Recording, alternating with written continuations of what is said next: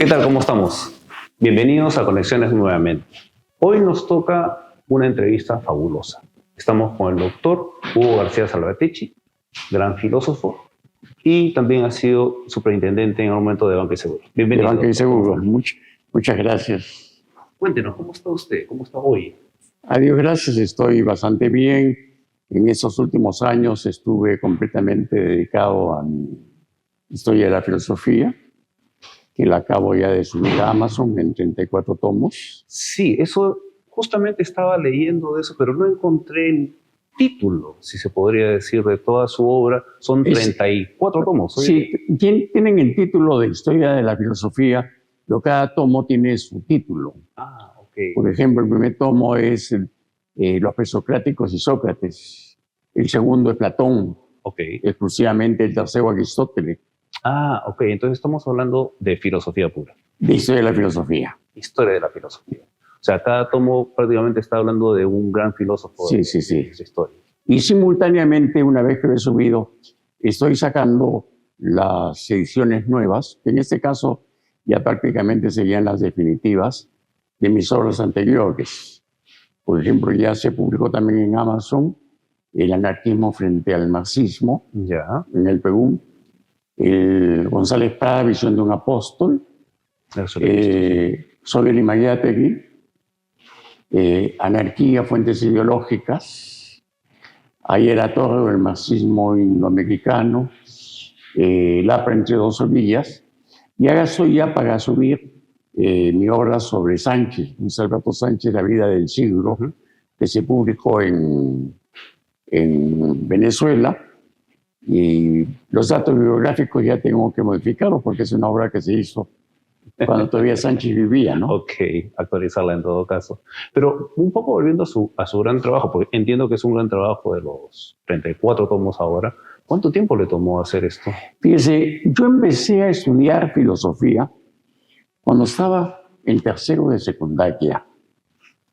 Tenía 13 años, yo terminé la media a los 15 años. Y tuve la suerte de contar con un gran maestro, el padre Alcide Fanello, salesiano. Él había trabajado en el archivo y en la biblioteca del Vaticano. Okay. Y él me enseñó la técnica de fichar y de que estudie fichando, lea fichando, y haga todo fichando. Entonces, todo lo que he leído, he estudiado, desde el año 58 para adelante, lo tengo fichado. Okay. Entonces tengo un banco de datos enorme. Cuando estudié historia de la filosofía, en especialidad de filosofía, para doctorarme en filosofía, hice una serie de apuntes con todo lo que en ese momento podía un estudiante universitario tener a la mano, que podríamos denominar, sería el primer intento de historia de la filosofía. Durante más de 30 años he enseñado historia de la filosofía en el doctoral de la Universidad Católica. Seguíamos el método que lo importante en el curso no era decir lo que decía el filósofo, sino leer sus obras, una de sus obras. Okay. Entonces, tenía una cantidad de fichas enorme, enormes, un banco de datos enorme. Ya cuando dejé la superintendencia y vino una persecución con el fin de tratar de culparme a mí de lo de CLAE, que no lo pudieron porque no tenía nada que ver, pero me dejaron años con juicios. No podía trabajar en el país porque era un leproso político, no podía salir fuera del país. Lamentablemente, sí. Y entonces tuve años para utilizar una frase de la antigüedad de ocio para poder hacer. Okay.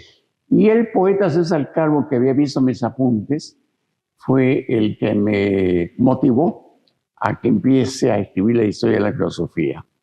Tenía todo el material, pero escribirlo, ordenarlo, 34 tomos, lleva mucho tiempo. Me imagino. Prácticamente me demoró cerca de 20 años. Wow.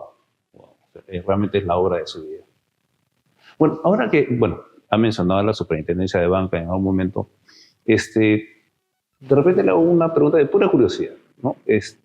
Y siempre, de repente no culpa mía de repente no investigar un poco más, pero el famoso seguro de depósito, ¿no? ¿Por qué no es más? ¿Por qué siempre tiene un límite?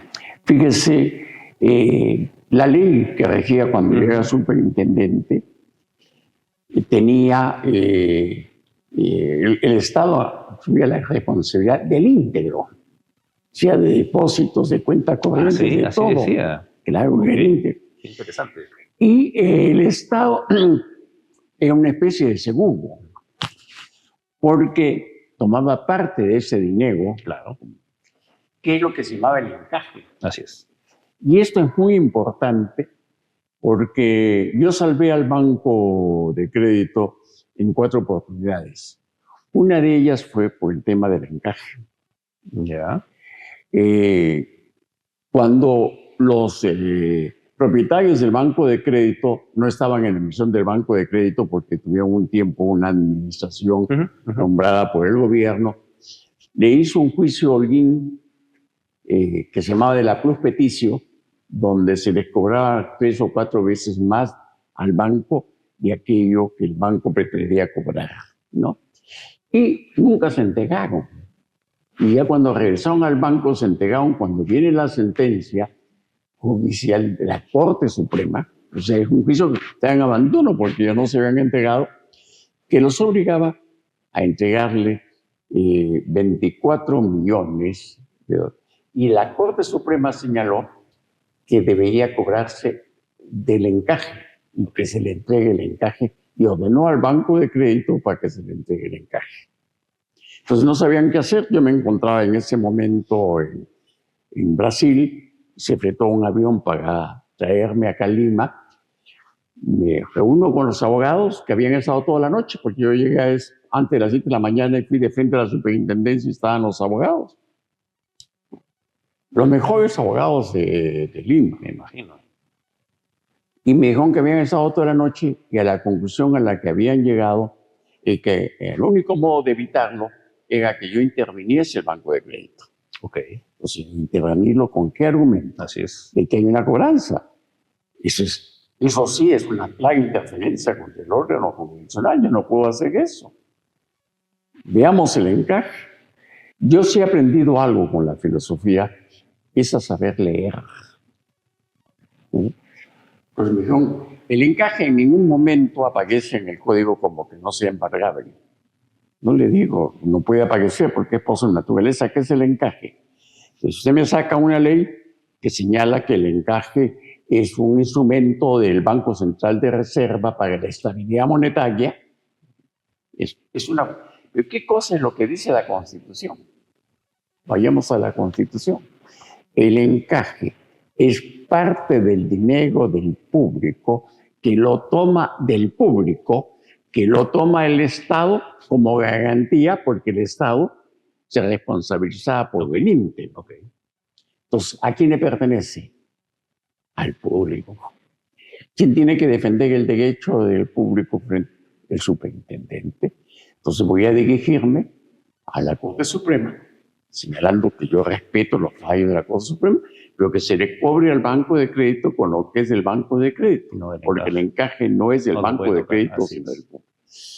Con esa interpretación mía, ya en las siguientes leyes quedó claro eso, ¿no? El encaje es del público.